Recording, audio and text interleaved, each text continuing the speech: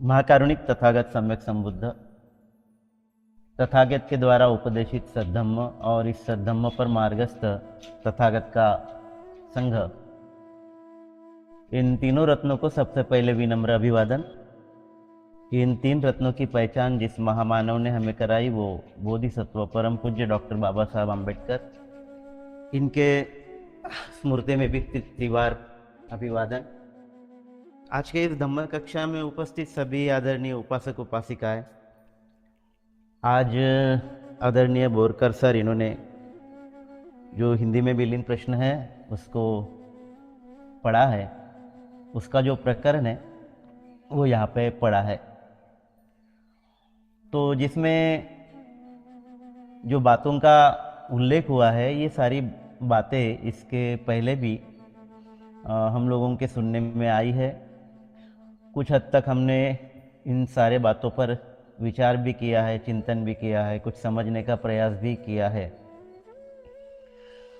तो यहाँ पर पहली बात ये बताई गई है कि तथागत ने 4 असंख्येय 1,00,000 कल्प, ऐसा बोला है। 4 असंख्येय 1,00,000 कल्प। अब ये 4 असंख्येय 1,00,000 कल्प इतने युगों से, मतलब इतने सालों से, इतने ये जो संख्या होती है ये पता नहीं कितनी बड़ी होती है ना, बहुत बड़ी संख्या होती है।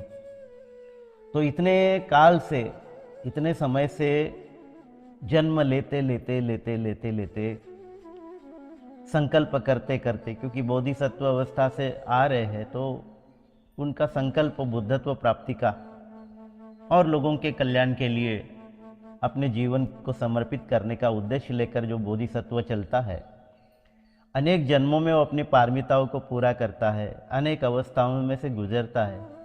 विशिष्ट 10 अवस्थाओं का उल्लेख बहुत सारे ग्रंथों में आया है और बाबा साहब ने भी उसका उल्लेख किया है। तो इस तरह से हजारों नहीं, लाखों नहीं, कितने ही जन्म ग्रहण करते करते करते करते अंततः वो अपने अंतिम जन्म लेकर वो बुद्ध होता है, सर्वज्ञ होता है, सर्वज्ञता प्राप्त करता है, बुद्धत्व प्राप्त करता है, संबोधि प्राप्त करता है, परम सुख की अवस्था को प्राप्त करता है, भव चक्र को छेद देता है, सर्वज्ञ होता है। तो यहाँ पर एक तरह से ये एक बात आई है, 4 असंख्येय 1,00,000 कल्प, ऐसा उल्लेख आया है। और इसके पहले के चैप्टर में भी हमने देखा, कछुए का उदाहरण दिया हुआ है। देवदत्ता और हमारा जो बोधिसत्व है ये कई बार अनेक जन्मों में एक साथ जन्म ग्रहण किए, तो ये सब कुछ जो चलता है वो कई जन्मों से चलते आ रहा है, ऐसा वहाँ पर बताया गया है। और उसके लिए उदाहरण भी दिया है, कछुए का और वो जो बैल के गले में डाला जाता है जू, उसका उदाहरण। तब से ये दोनों का इस तरह से चलता आ रहा है, जन्म ग्रहण करना साथ में। कभी कोई ऊंची अवस्था में पैदा हो रहा है तो कोई नीची अवस्था में पैदा हो रहा है। इस तरह से जो बातें उस प्रकरण में आई हुई है, तो ये एक जन्मों का किस्सा नहीं है, अनेकों जन्मों का, कल्पों का, है ना, कल्पों का किस्सा है। 4 असंख्येय कल्प। अब कल्प की परिभाषा इसके पहले भी शायद मैंने बताई थी। जो हमारे बौद्ध साहित्य में कल्पों की परिभाषा बताई गई है, वो कल्पों की परिभाषा क्या है कि 10 किलोमीटर लंबा बॉक्स, 10 बाय 10 किलोमीटर।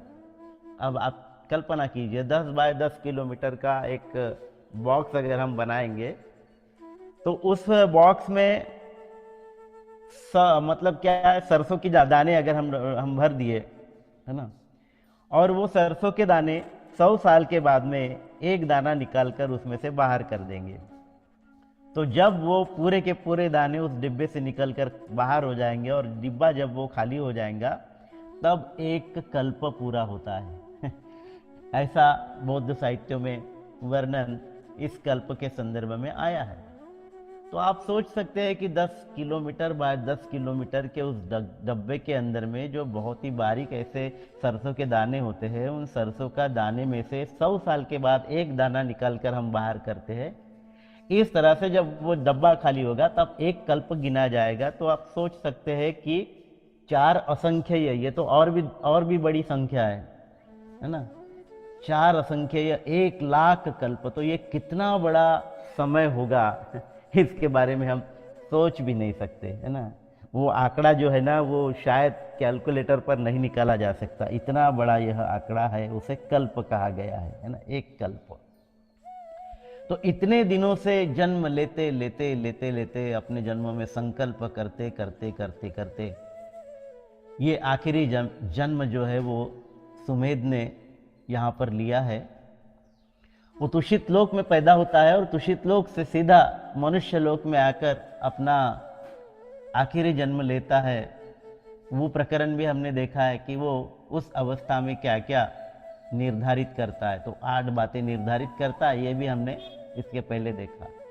कूड़ देखता है, माता देखता है, स्थल देखता है, वगैरह वगैरह, इस तरह की जो बातें हमने देखी है। एक परिपक्व मन जो अभी बुद्धत्व प्राप्ति के लिए पूरी तरह से तैयार है, जिसने सारी अवस्थाओं में से गुजरकर अपने आप को इस स्थिति में लाया है, जिसने अपनी सारी पारमिताओं को पूरा कर दिया है, और अब वो एक परिपक्व मन, एक परिपक्व चित्त अपना आखिरी जन्म बुद्धत्व प्राप्ति के लिए ले रहा है, तो उसमें कितनी क्षमता होगी, है ना। तो ये सारी बातें यहाँ पर आई हुई है। और इतने कल्पों में कल्पों से गुजर गुजर कर बुद्धत्व प्राप्ति के लिए जो वो आखिरी जन्म ग्रहण करता है, तो बुद्धत्व प्राप्ति के बाद में उनके मन में क्या पैदा होता है, तो उनके मन में नकारात्मकता पैदा होती है ना। और वो ये सोचते हैं कि मैंने जो बुद्धत्व प्राप्त किया, उस बुद्धत्व प्राप्ति की ही अवस्था में रहकर उस बुद्धत्व को भोगते रहूं, क्योंकि मैंने जो ज्ञान प्राप्त किया है, इस ज्ञान को स्वीकार करने के लिए जो मानस चाहिए वो मानस नहीं दिखता, है ना। तो इसलिए उनके मन में ये विषाद योग कहते हैं, उसे विषाद योग पैदा हुआ, है ना। तो ये बातें, ये 2 बातें यहाँ पर एक तरह से दिखाई गई कि एक बात में इतने दिन तक उन्होंने प्रयास करके बुद्धत्व प्राप्त किया, है ना, इतने कल्पों से गुजर कर, इतने असंख्यय युगों से गुजर कर, 4 असंख्यय 1,00,000 कल्पों से गुजर कर जन्म लेते लेते लेते उन्हें सर्वज्ञता प्राप्त की। और जब सर्वज्ञता प्राप्त की तो उनका जो मन है वो दूसरी ओर झुक गया, है ना।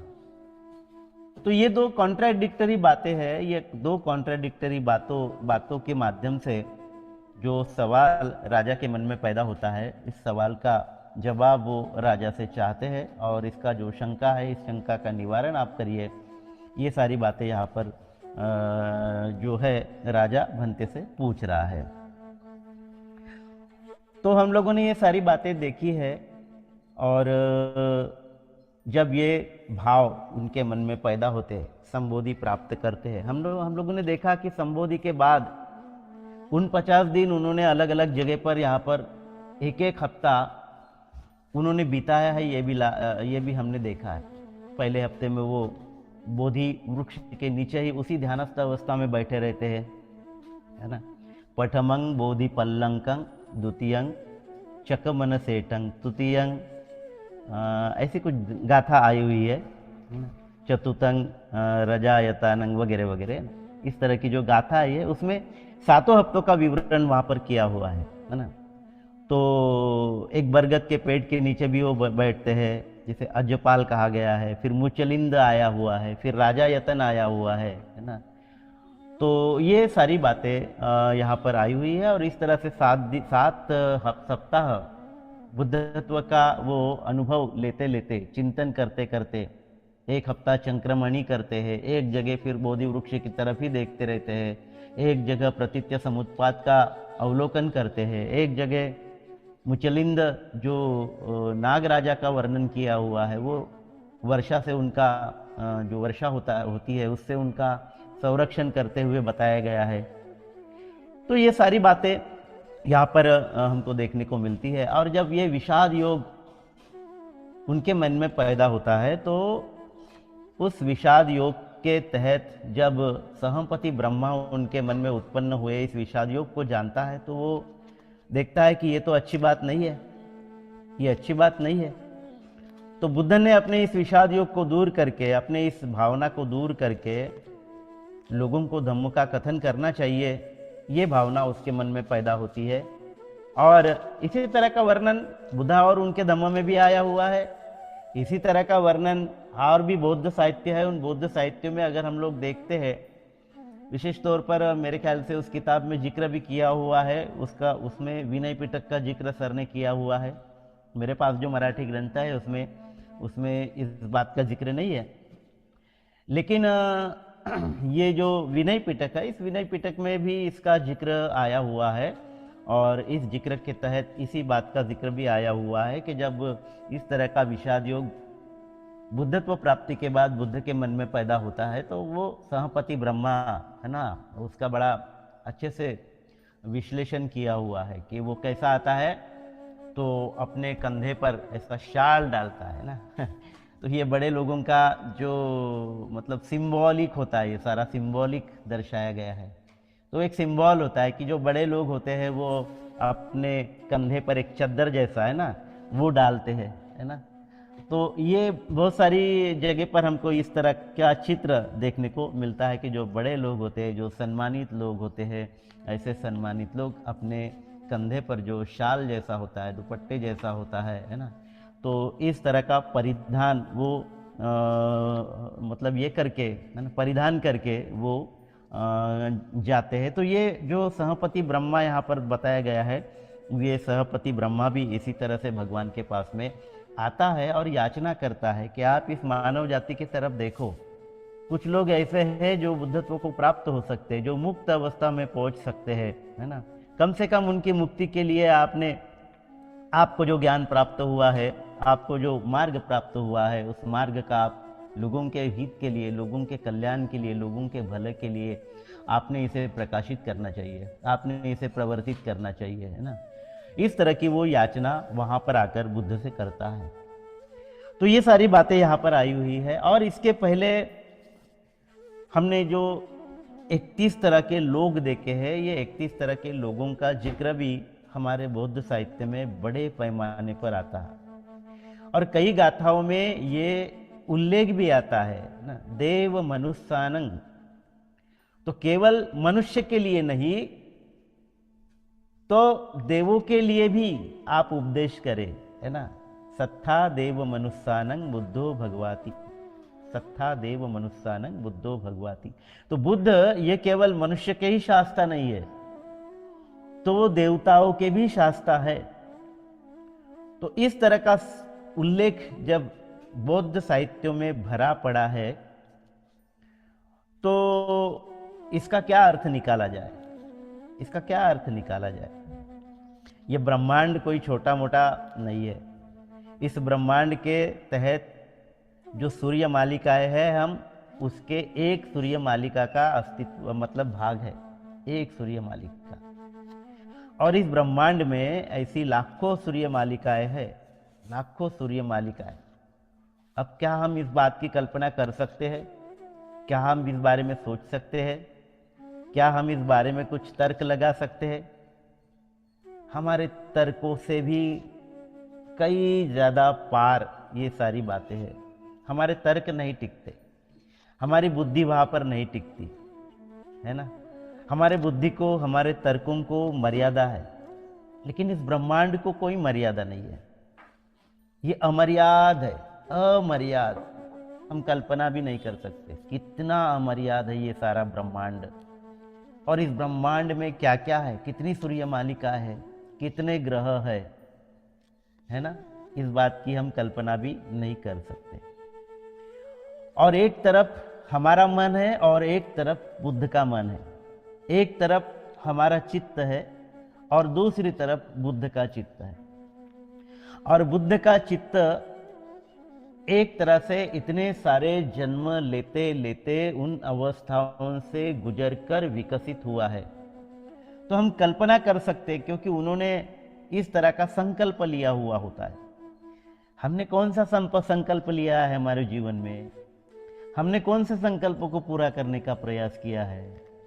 इस तरह के क्या कोई संकल्प लेने की इच्छा भी कभी हमारे मन में जागृत हुई है? नहीं हुई है ना।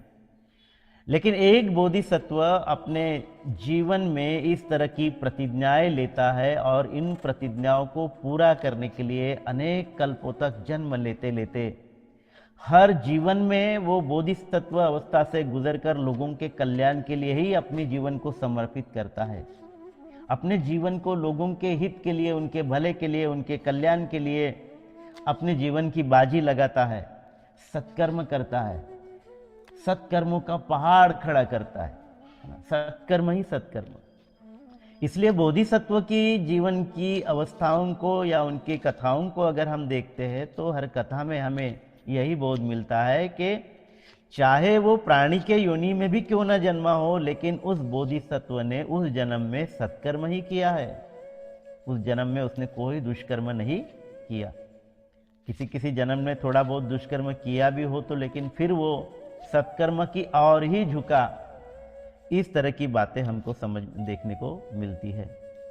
और इतने कल्पों में इतने जन्म ग्रहण करते करते बोधिसत्व अपनी इन प्रतिज्ञाओं को पूरा करते करते आता है। तो बोधि चित्त की जो सीमा है, ये सीमा कितनी बड़ी होगी, उसका दायरा कितना बड़ा होगा।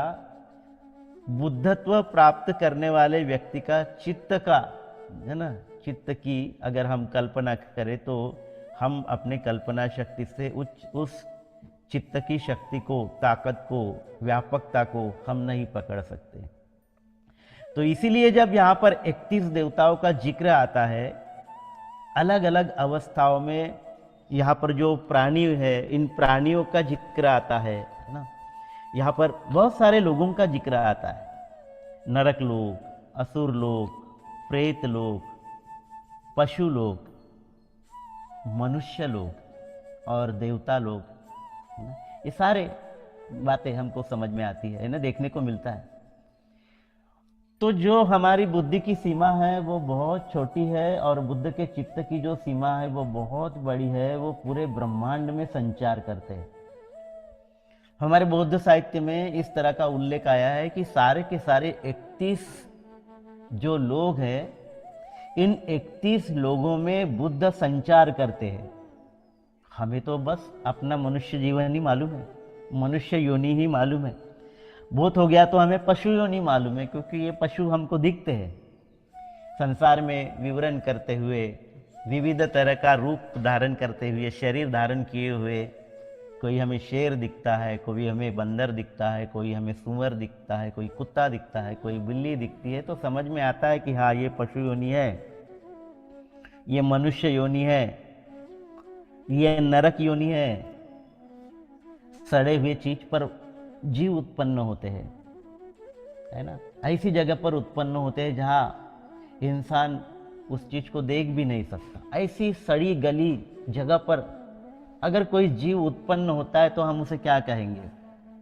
हम उसे क्या कहेंगे, है ना? नरक लोक ही तो कहेंगे ना। और क्या है नरक लोक, है ना? उस योनि में जन्म ग्रहण करना, ये नरक लोक ही है। और दूसरा क्या है? असुर लोक है, प्रेत लोक है।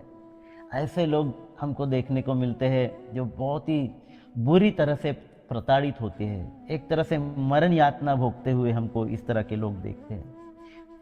तो इस तरह के 31 लोगों का जिक्र आता है, जिसमें देव लोगों के संदर्भ में भी जो जिक्र आता है, जिसमें हमने देखा है कि महामाया जब सोई हुई होती है तो 4 चातुर महाराजिक देवता वहां पर आते हैं और उनका पूरा बेड पलंग उठाकर हिमालय में लेकर जाते हैं, चातुर महाराजिक देवता।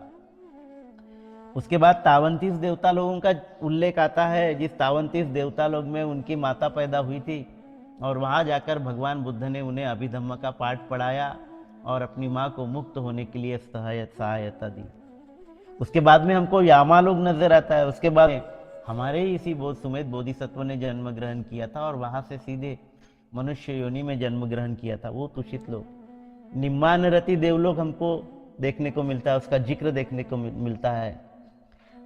परिनिमित्त वसवती देवलोक, ये देवलोक हमको देखने को मिलता है। 6 देवलोकों का यहाँ पर जिक्र आया है और उसके बाद में 16 प्रकार के ब्रह्म लोगों का जिक्र आया है ना।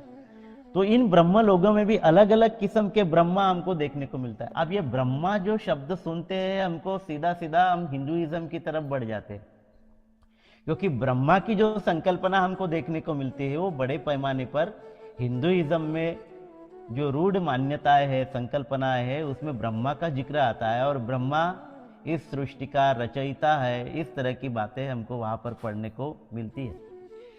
लेकिन यहाँ बौद्ध साहित्य में जो ब्रह्मा का उल्लेख आया है वो ब्रह्मा इस सृष्टि का निर्माता नहीं है ना, वो सृष्टि का निर्माता नहीं है। तो यहाँ पर जो ब्रह्मा हमको नजर आता है वो ब्रह्मा बुद्ध के सामने नम्र होता है, बुद्ध के सामने आकर झुकता है, बुद्ध के सामने आकर नतमस्तक होता है, क्योंकि बुद्ध से बढ़कर, बुद्ध से श्रेष्ठ इस पूरे ब्रह्मांड में और दूसरा कोई नहीं होता है, कोई नहीं। बुद्ध सर्वश्रेष्ठ है, अनुत्तर है, सर्वश्रेष्ठ है। बुद्ध की तुलना किसी के साथ ही नहीं हो सकती, किसी के साथ नहीं हो सकती। और इसीलिए सारे लोगों के जो देवता है, जो ब्रह्म है, वो बुद्ध को अपना गुरु मानते हैं, बुद्ध को अपना शास्त्रा मानते हैं, बुद्ध को अपना मार्गदर्शक मानते हैं, बुद्ध को अपना सारथी मानते हैं। इन सारे लोगों का बुद्ध सारथ्य करते हैं, इन सारे लोगों को बुद्ध मार्गदर्शन करते हैं। तो इस तरह के बातों का हमारे पूरे बौद्ध साहित्य में कई जगह पर उल्लेख आता है। और इन सारे उल्लेखों को जब हम देखते हैं तो ये सारे 31 लोग हैं, जिसमें ब्रह्म लोगों का भी समावेश है। 16 प्रकार के ब्रह्म लोग हम लोग देखते हैं। और ये सारी बातें जो ध्यान की अवस्थाओं में, प्रथम ध्यान, द्वितीय ध्यान, तृतीय ध्यान, चतुर्थ ध्यान, 8 प्रकार के ध्यानों की अवस्थाओं में जिस अवस्था में जो व्यक्ति मरता है उसको उस तरह के ब्रह्मलोक में वो जाकर उत्पन्न होता है। ये भी इसका भी जिक्र मैंने इसके पहले किया हुआ है। तो एक तरह से ये जो ब्रह्म आया हुआ है, ये सांकेतिक तौर पर भी इसका हमने जिक्र किया, क्योंकि ये सारी जो बातें हैं 31 लोगों की और 31 लोग में रहने वाले ये 16 प्रकार के ब्रह्मलोक, देवलोक, हमारे मोटे मोटे बुद्धि को ये सारी बातें समझ में नहीं आती है, हमारे मोटे बुद्धि को ये सारी बातें पकड़ में ही नहीं आती है, क्योंकि हमारे अपनी बुद्धि की मर्यादाएं हैं, हमारे सोच की एक मर्यादाएं है। उस मर्यादा के पार हम नहीं जा सकते, हम नहीं सोच सकते। लेकिन जब हम पूरे ब्रह्मांड के बारे में सोचते हैं तो इस ब्रह्मांड के अंदर में और भी बहुत सारी रहस्यमय बातें छुपी हुई है, जिन रहस्यमय बातों को विज्ञान भी अभी तक नहीं पकड़ पाया है। विज्ञान का भी दायरा अभी तक सीमित ही है। अपने इस सीमित दायरे में विज्ञान में कुछ खोज किए हैं, और जितने भी विज्ञान ने खोज किए हैं वो सारे के सारे बुद्ध तत्वज्ञान से मिलते जुलते हैं, बुद्ध तत्वज्ञान की पूर्ति करने वाले, उनको पुष्ट करने वाले, है ना, उसकी सत्यता को दर्शाने वाले हैं। जो बुद्ध ने हमें ज्ञान दिया है उस ज्ञान को उस ज्ञान की सत्यता को दर्शाने वाले सारे के सारे शोध अभी तक लगे हैं। एक भी शोध ऐसा नहीं जो बुद्ध के तत्वज्ञान के विपरीत जाता हो, है ना। लेकिन साइंस की भी अपनी मर्यादा है। बुद्ध तो इन साइंस के परे की बात करते हैं, उसके भी परे जाकर बुद्ध ने अपनी बातों को जब रखा है तो उनका मन कितना विकसित होगा। इसलिए सर्वज्ञ जब बुद्ध को कहा जाता है तो बुद्ध सर्वज्ञ इसलिए है कि एक क्षण में, एक पल में उन्हें जो जानना होता है वो जान सकते हैं। लेकिन वो हमें बताकर क्या करेंगे? हमारा मन कितना छोटा है, या हमारी सोच कितनी छोटी है, या हमारी जो प्रगल्भता है वो कितनी छोटी है। हम इतने प्रगल्भ नहीं है। और इसलिए बुद्ध ये सोचते हैं कि मुझे जो ज्ञान प्राप्त हुआ है, इस ज्ञान को ग्रहण करने की जो मानसिकता है, वो मानसिकता जब लोगों की तरफ देखते हैं तो उन्हें ये समझ में आता है कि ये कितने लोग इसको ग्रहण करेंगे, ग्रहण भी कर पाएंगे या नहीं ग्रहण कर पाएंगे, है ना। तो यहाँ लोग क्लेशों से भरे हुए, रोगों से ग्रसित है। रोग जो मन के है, राग, द्वेष, लोभ, है ना। और मेरा धम्म कैसे है? तो मेरा धम्म जो है वो गंभीर है, निपुण है, कठिन है, दुर्बोध है, सूक्ष्म है, समझने के लिए इतना आसान नहीं है। तो किसे मैं धम्म बताऊं, किसे समझाऊं? इस तरह की बात भगवान बुद्ध के दिल में जब पैदा होती है तो ये सहप्रति ब्रह्म जो है, सहमपति ब्रह्म आकर उनको याचना करता है कि भगवान ऐसा ना सोचे, आप अपने मन में इस तरह का विचार ना लाए, है ना। तो इस तरह की बात जब वो सोचता है सहमपति ब्रह्म, तो वो भगवान को याचना करता है, भगवान को याचना करता है कि हे सुगत, आप धम्मोपदेश करो। सुगत बोलता है क्योंकि बुद्ध सुगति को प्राप्त हुए हैं, ऐसी गति प्राप्त की है उन्होंने, है ना। और इसलिए वो कहता है कि सुगत आप धम्मोपदेश करें, है ना। ऐसे भी कुछ प्राणी है जो अल्पमल वाले हैं, तो वो अगर धम्म सुनेंगे तो वो मुक्त अवस्था में पहुंच सकते हैं। कम से कम उनके लिए तो भी आप इस धम्म का कथन करें, है ना। और इस तरह की याचना जब वो करते हैं तब बुद्ध उस अवस्था से बाहर आकर वो देखते हैं, मनुष्य जीवन की तरफ देखते हैं।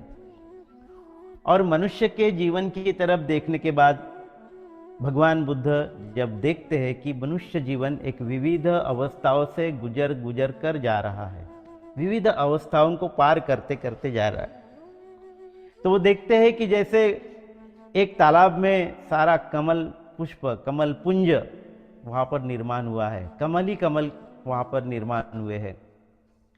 और उस तालाब के अंदर में जो कमल पैदा हुए हैं वो विविध अवस्थाओं से गुजर कर वो पैदा हुए हैं। तो कुछ कमल ऐसे हैं जो अभी भी उस कीचड़ में फंसे हुए हैं, कुछ कमल ऐसे हैं जो थोड़े से ऊपर आए हुए हैं, कुछ कमल ऐसे हैं जो पानी के लेवल तक आए हुए हैं, पूरे पानी से भरे हुए हैं, लबालब अंदर से और बाहर से भी भरे हुए हैं। और कुछ फूल ऐसे हैं जो पानी के भी ऊपर में आए हैं और पूरी तरह से खिले हुए हैं। उस कमल को ना तो उस पानी का रंग है, ना उस पानी का रूप है, ना उस पानी का गंध है, और उस तालाब का एक बूंद भी उस कमल के ऊपर में अब वो ठहर नहीं सकता। तो इस तरह से उनको वो कमल दल वहां पर दिखाई दिया और कमल की विविध अवस्थाओं को उन्होंने देखा। इसी तरह से मानव जाति भी अपने अलग अलग अवस्थाओं में से गुजर कर जा रही है, और संभावना है कि कुछ लोग निर्वाण को प्राप्त कर सके। और इसलिए इन संभावनाओं को देखते हुए उन लोगों के लिए मैंने धम्मोपदेशना करनी चाहिए, धम्म कथन करना चाहिए, धम्म को प्रकाशित करना चाहिए, प्रवर्तित करना चाहिए। ये बात यहाँ पर इसके पहले भी हमने कई बार जानने की मतलब ये की है। तो उसको रूपक के तौर पर भी अगर हम लोग देखें तो रूपक के तौर पर भी इसका जिक्र मैंने इसके पहले भी किया है, क्योंकि जिस इंसान के अंदर में बुद्धत्व घटित होता है, तो बुद्धत्व क्या है? एक प्रकार बुद्धत्व के जो गुण है उन गुणों का परिपूर्ण तौर पर जब विकास हो जाता है तो वो व्यक्ति बुद्धत्व को उपलब्ध होता है। तो बुद्धत्व के कौन से गुण है? तो बुद्धत्व के गुण है मैत्री, करुणा, वीर्य, प्रज्ञा। इन गुणों का वो परिपूर्ण तौर पर विकास करता है, और जब वो पूरी तरह से ये सारे गुण विकसित हो जाते हैं तो कोई व्यक्ति बुद्धत्व को पाता है, बोधि को उपलब्ध होता है, उसे हम बुद्ध कहते हैं, है ना। तो इस तरह से ये सारी बातें अगर हम लोग देखते हैं तो दूसरी तरफ, क्योंकि बोधिसत्व अवस्थाओं से आया हुआ है और बोधिसत्व करुणा का प्रतीक होता है। बोधिसत्व करुणा पूर्ण हृदय से मानव जाति के कल्याण के लिए प्रतिज्ञाबद्ध होकर उन्हें मदद करता है, उनके मुक्ति के लिए मदद करता है, उनको जन्म मरण के इस भवचक्र से निकालने के लिए। बोधिसत्व की प्रतिज्ञा हम लोगों ने पढ़ी, हम रोज पढ़ते हैं बोधिसत्व की प्रतिज्ञा, है ना, बहुत रोज पढ़ते हैं। भवचक्र को, इन प्राणियों को भवचक्र से निकालने की प्रतिज्ञा वहां पर हम लोग रोज पढ़ते हैं। तो ये बोधिसत्व की प्रतिज्ञा है। और बोधिसत्व की इस प्रतिज्ञा को अगर हम लोग देखते हैं तो अब तो ये बुद्ध हुए हैं, करुणा का महासागर। और करुणा का महासागर उफानता है, अपनी मर्यादाओं को, अपनी सीमाओं को तोड़कर लाटा उत्पन्न होती है, उसमें लाटें उत्पन्न होती है, एक के ऊपर एक लाट उत्पन्न होती है। तो करुणा का ये जो महासमुंदर उनके भीतर पैदा हुआ, ये शांत बैठने वाला थोड़ी ना है। तो महासमुंदर कभी शांत नहीं बैठता। तो ये महासमुंदर जो उनके भीतर है ना, करुणा की जो वेव्स, तरंगे उत्पन्न हुई है, लाट उत्पन्न हुई है, एक के ऊपर एक, तो ये लाट उनको स्वस्थ कैसे बैठने देगी।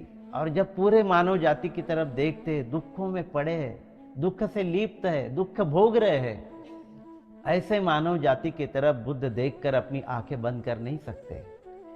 तो करुणा वहाँ एक विशाल रूप धारण करती है, और वो करुणा एक तरह से सारी बांध तोड़कर प्रवाहित होती है लोगों को मुक्त करने के लिए। तो एक तरह से सिंबॉलिक तौर पर अगर हम देखते हैं तो सहपति ब्रह्म करुणा के सिंबल के तहत भी हम लोगों ने इसको देखा है। और दूसरी तरफ और भी जो बातें यहाँ पर हमारे आकलन के नहीं क्या पार की है, वो सारी बातों को भी हमने उसका भी जिक्र यहाँ पर किया हुआ है। तो ये सारी बातें पढ़ने के बाद लोगों का विश्वास ही नहीं बैठता, क्योंकि ये विश्वास बैठने के लिए जो हमारी मानसिकता तैयार होनी चाहिए, वो मानसिकता ही अभी हमारी तैयार नहीं है। तो फिर सीधा सीधा वो इन सारी बातों के खिलाफ में वो आदमी जो है ना बगावत कर देता है। सारे जो त्रिपिटक संग्रहित करके रखे हैं भारत के बाहर में भी, जो मूल रूप में अस्तित्व में है, उन सारी त्रिपिटकों में भी अगर इस तरह का उल्लेख आता है तो भाई उसको हम क्या कहेंगे, है ना। तो ये सारी बातें हैं, और इस चैप्टर के माध्यम से ये सारी बातें यहाँ पर आई हुई है। और यहाँ पर इन सारी बातों का हमने बड़ी समग्रता के साथ में परामर्श लिया है, और इसका कई बार जिक्र होता है, कई बार इस पर चर्चा होती है, और कई बार चर्चा होने के बाद भी हमारा मानस इन बातों को स्वीकारने के लिए ही तैयार नहीं होता है ना। तो इसलिए हमने अपने मन के दायरे को और विशाल करने की ज़रूरत है, और समग्रता के साथ में हमारा जो मूल साहित्य है, इन मूल साहित्यों को विशेष तौर पर एकाग्रता के साथ में पढ़ने की ज़रूरत है, समझने की ज़रूरत है ना। और इसलिए जो धम्म को धारण करता है, जो धम्म को जीता है, जो धम्म को जानने का प्रयास करता है, जो खुद के संपर्क में रहकर अपने मन को जानने का प्रयास करता है, मन को विकसित करने का प्रयास करता है, ऐसी परिस्थितियों में ही इन सारे बातों को हम अपनी मानसिकता के माध्यम से पकड़ सकते हैं, समझ सकते हैं। तो इसीलिए बुद्धिज़्म बहुत वास्ट है, बुद्धिज़्म बहुत विशाल है।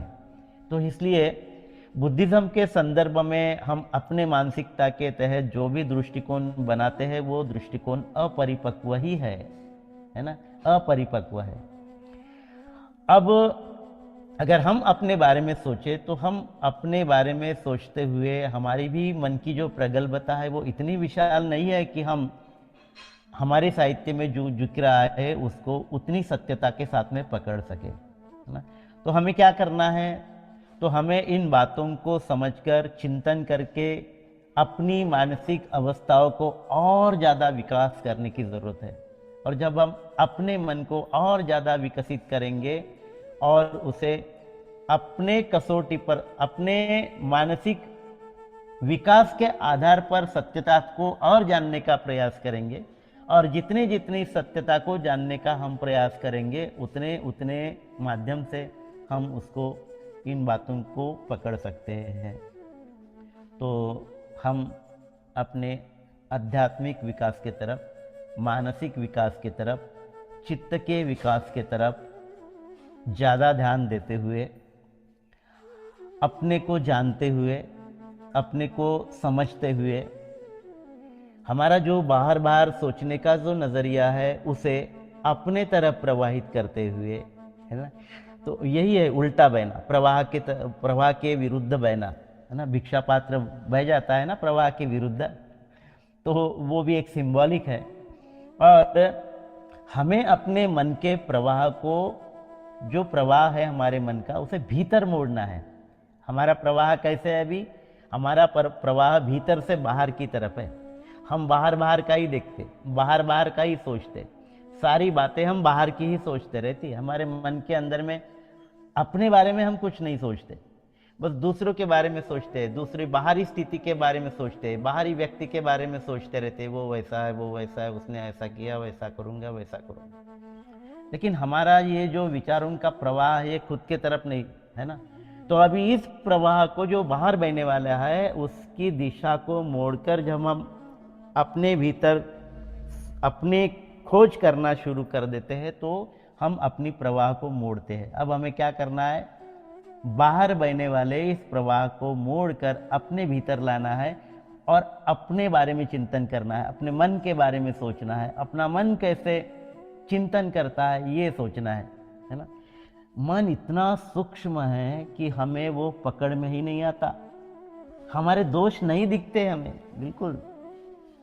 उस दोष को देखने के लिए कितना सजग रहना पड़ता है, कितना मतलब स्मृति पूर्वक रहना पड़ता है। और हम जब स्मृति पूर्वक रहते हैं तभी हमारे मन के दोष हम पकड़ पाते हैं, मन के दोष। देखिए मैं इतना बताता हूँ आप लोगों को, क्या मैं दोष मुक्त हूँ?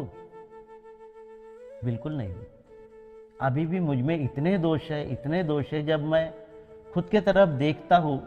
हाँ, लेकिन एक बात है कि जो भी इस तरह की अकुशल बात पैदा हुई मैं उसको वहीं पर पकड़ लेता हूँ। इतनी क्षमता तो मुझ में क्रिएट हुई है, मैं उनमें बहता नहीं, पकड़ लेता हूँ उसको, है ना।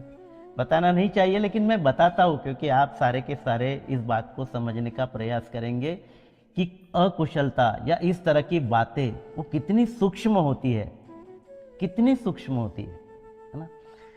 और इसीलिए मैं ये बात भी आपके सामने रखना चाहता हूँ। मुझे कोई इसमें लज्जा नजर नहीं आती, इसमें कोई लज्जित होने की जरूरत नहीं, क्योंकि इस तरह की बातें हमारे मन के भीतर में इतनी गहराई से छुपी है कि वो ऊपर आती है।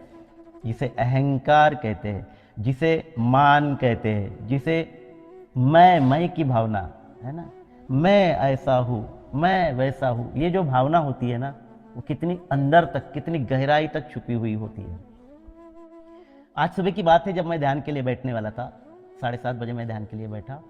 और ध्यान के लिए बैठते समय में मैं एक पुष्प तथागत को अर्पण करता हूँ, त्रिवार वंदन करता हूँ और संकल्प लेकर ध्यान के लिए बैठता हूँ। देखिए क्या मन के अंदर में किस तरह की भावना पैदा होती है। तो मेरे घर में एक हमारी परिचित एक महिला आई हुई थी, वो बैठी हुई थी और वो महिला बैठी हुई थी, निकलने के कगार पर थी और मैं एक पुष्प तोड़ कर आया। और देखिए मेरे मन के भीतर में किस तरह का भाव पैदा हुआ। मेरे मन के भीतर भाव ये पैदा हुआ कि मैं जब तथागत को पुष्प अर्पण करूं और त्रिवार वंदन करूं तो वह महिला मुझे देखे।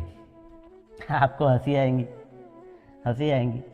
तुरंत मैंने देखा कि अरे यहाँ पर मेरा अहंकार, यहाँ पर जो मैं की भावना है, ये मैं की भावना देखो कितनी तीव्रता से यहाँ पर उभर कर सामने आई, है ना। अब आपको बताने के बाद बड़ा अचरज होता होगा कि क्या इस तरह की भावना, हाँ इस तरह की भावना मन में पैदा होती है कि नहीं होती है, वो छुपी हुई है ना। संस्कार वैसे हुए हैं ना, वो संस्कार वो पड़े हुए हैं ना भीतर में। और जब परिस्थिति इस प्रकार की निर्माण होती है तो वो संस्कार उभर कर सामने आता है। और जब ये सारे संस्कार उभर कर सामने आते हैं अगर हम लोग उसको देखते नहीं है तो हम बह जाते हैं। और जब बह गए तो और संस्कार पे संस्कार, और इस तरह के संस्कार जब निर्माण होते हैं तो पक्के भी होते जाते हैं। उस भावनाओं से भीतर निकलने का कोई फिर मार्ग ही नहीं होता। उन भावनाओं से निकलकर एक भावनाओं का को निकलने का एक ही मार्ग है कि आप खुद के प्रति सजग रहो। खुद के मन के भीतर में निर्माण होने वाले इन विचारों के प्रति अगर आप सजग नहीं होंगे तो संस्कारों पे संस्कार करते जाओगे। लेकिन निर्जरा तब होगी जब उस संस्कार को आप जानोगे कि ये उत्पन्न हुआ है। अब आप उसको तटस्थता के तरफ देख रहे, तटस्थता के साथ देख रहे, आप उसमें बह नहीं रहे। खिन्नंग पुराणंग नवंग नत्ति संभवंग। तो ये धम्म जो है वो इस तरह से समझा जाता है, इस तरह से मन पर कार्य किया जाता है और इस तरह से मन पर कार्य करके अपने इन विकारों से हम मुक्त हो सकते हैं। और दूसरा कोई मार्ग नहीं है। केवल मोटे मोटे तौर पर बुद्धि से समझकर काम चलने वाला नहीं है। धम्मं कायेन पश्यति। पश्यति मतलब क्या है? पश्यति मतलब विशेष तौर पर देखना, विपश्यना बोलते हैं, पश्यना है ना।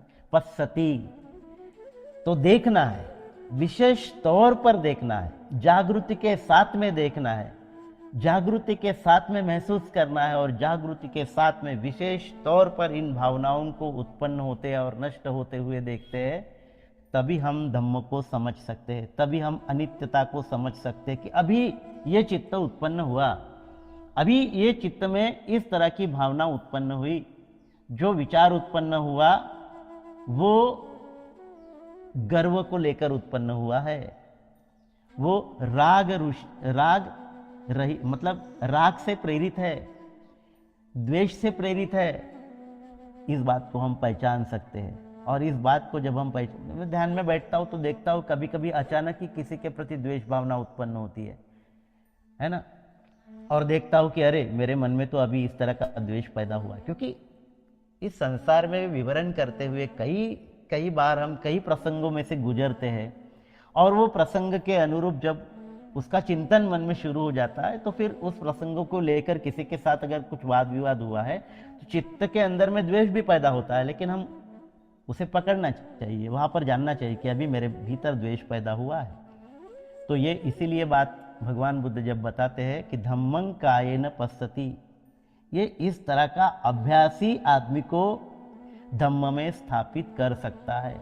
अन्यथा मोटी मोटी बात, बुद्धि के तौर पर समझने वाली बात, और बुद्धि के स्तर पर ही लटक जाएंगे तो हमारा जो आंतरिक विकास है ये आंतरिक विकास नहीं हो पाएगा और नहीं पहचान पाएंगे इन बातों को गहराई से।